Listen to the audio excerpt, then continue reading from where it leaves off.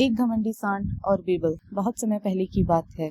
हिंदुस्तान के विशाल सम्राट अकबर के दरबार में अनेक बुद्धिमान मंत्री थे, पर सबसे चतुर और चपल था बीरबल। उसकी चतुराई के किस्से दूर दूर तक मशहूर थे, पर एक दिन उसकी बुद्धि की परीक्षा कुछ अजीब ढंग से हुई। एक दिन सुबह दिल्ली की दरबार के पास एक गांव से खबर आई, मालपुर गांव में एक सांड ने हाहाकार मचा दिया है। वह इतना बलशाली है कि कोई उसे रोक नहीं पा रहा है। खेत उजाड़ दिए, बैलगाड़ियों को उलट दिया, यहाँ तक कि मंदिर के आंगन में घुस गया और वहां पर भी आतंक मचा रहा है। अकबर क्रोधित हुआ और कहा, एक जानवर होकर वह इतना आतंक मचा रहा है, हमारी सिपाही क्या करें। वजीर ने बताया, हुजूर, यह एक साधारण सांड नहीं है। गांव वाले उसे राजा सांड कहते हैं। कोई उसे छू नहीं सकता। जो भी डंडा उठाता है उसे ही घूरता है। जिसे पूछ रहा है तो मुझे रोकेगा और अगले ही पल उलटकर फेंक देता है। अकबर यह बात सुनकर अकबर जोर जोर से हंसने लगता है। तो फिर क्यों ना उसे दरबार में बुला लिया जाए, देखते हैं उसका घमंड कैसे उतरता है। सम्राट ने बीरबल को बुलाया और कहा, बीरबल, इस घमंडी सांड को कुछ ऐसा सबक सिखाओ कि उसका सारा घमंड चूर चूर हो जाए, लेकिन बिना किसी हिंसा के, क्योंकि हम नहीं चाहते किसी भी पशु को नुकसान पहुंचे। बीरबल मुस्कुराया और कहा, जी हजूर, इस कार्य को करने में बड़ा मजा आएगा। ये एक मजेदार चुनौती आके तो मैं कल सुबह ही निकल जाता हूँ। अगले दिन बीरबल अपने दो सेवकों के साथ मालपुर गांव की ओर रवाना हुआ। मालपुर गांव में सांड का आतंक जब बीरबल तक पहुंचा तो देखा लोग छतों से झांक रहे हैं। खेतों में कोई नहीं है और गांव का मैदान सुनसान पड़ा है।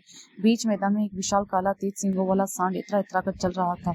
कभी यहाँ पर घूमता है तो कभी वहां पर घूमता है, और अगर सांड को कोई आवाज देता है तो मुड़कर घुर्राता है।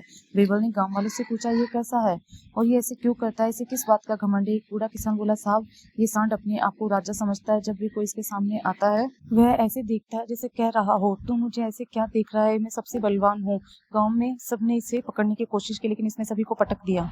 अब तो इसे देखकर बैल भी रास्ता बदल लेते हैं। बीरबल ने सांड को गौर से देखा। उसकी चाल में अकड़ थी, आंखों में हेकड़ी थी और मुंह में फुकार थी। वह समझ गया। बीरबल ने मुस्कुराते हुए कहा, यह केवल घमंड से ही नहीं, आदत से भी ऐसा हो गया है। हमें इसे इसी की चाल में फंसाना होगा।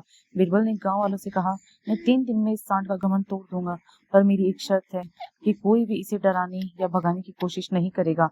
इसे इसी के हाल पर छोड़ दो।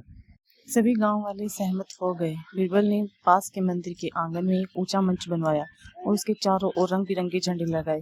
फिर वहां एक बड़ी कालीन बिछाई और उस पर कुछ चीजें रख दी, जैसे गुड़, मूंगफली, ताजा चारा और पानी। सांड पहले तो दूर से देखता रहा, फिर धीरे धीरे वहां आने लगा। 3 दिन तक बीरबल मंच पर बैठा रहा, बिना कुछ बोले, केवल सांड को देखता और मुस्कुराता रहता। चौथे दिन जब सांड मंच की तरफ बढ़ा, बीरबल ने ऊंची आवाज में कहा, आओ आओ महाराज सांड, आपका स्वागत है। आज से आप इस गांव के नहीं, पूरे राज्य के राजा हैं। जहां बीरबल की चाल का असर दिखाई देने लगता है और घमंडी सांड खुद को पहचानने लगता है, सांड धीरे धीरे बीरबल द्वारा बनाए गए उस चबूतरे के पास पहुंचा जहां रंग बिरंगे झंडे हिल रहे थे। मिठास से भरे गुड़ और ताजा हरी चारे की महक उसकी नाकों को गुदगुदा रही थी, मगर सबसे ज्यादा उसकी नजर ठहरी उस बड़े से आईने पर। सांड जब आईने के सामने पहुंचा तो ठिठक गया।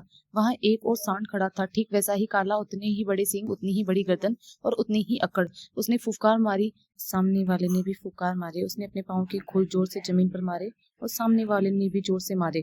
अब सांड चिढ़ गया। वह दहाड़ा और सीधा आईने पर झपट्टा मारा। इसे शीशा हिल गया लेकिन टूटा नहीं। वह पीछे हटा, फिर से दौड़ा, मगर इस बार बीरबल की आवाज गूंजी, क्या बात है महाराज, अपने ही प्रतिबिंब से लड़ेंगे। असली राजा वह होता है जो खुद को पहचान ले। सांड ने रुक कर बीरबल को देखा। यह पहली बार था जब किसी इंसान की बात पर उसने ध्यान दिया। अब बीरबल रोज आता, मंच पर बैठता और सांड से बातें करता, मानो वह इंसान की तरह समझता हो।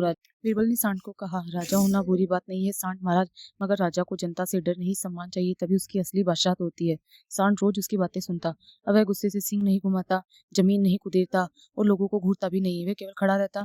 कभी कभी बीरबल के पास आकर खड़ा हो जाता, उसकी बातें सुनता। गांव वाले हैरान थे, अरे ये वही सांड है जो कल तक खेतों को रौंदता था, अब तो ये जैसे कोई ऋषि हो गया हो। एक दिन गांव वालों के कुछ लड़के तालियां बजा बजाकर उसका मजाक उड़ाने लगे और राजा सांड, अब तो तेरी अक्कड़ ही चली गई, बीरबल का चेला बन गया क्या। सांड ने पहले तो उन लड़कों को घूरा, आंखें लाल हुई। गांव वालों की सांसें थम गई कि यह फिर से वही उत्पात करेगा। तभी बीरबल सामने आया और उसने कहा, सुनो सांड महाराज, अब लोग तुम्हारा मजाक उड़ाए तो मुस्कुरा देना, क्योंकि जब इंसान या पशु खुद बदल जाए तो उसे दुनिया क्या कहती है कोई फर्क नहीं पड़ना चाहिए। सांड ने बीरबल की ओर देखा, फिर गर्दन झुका दी। वह शांति से लौटा गया और गांव के कुएं के पास बैठकर पानी पीने लगा।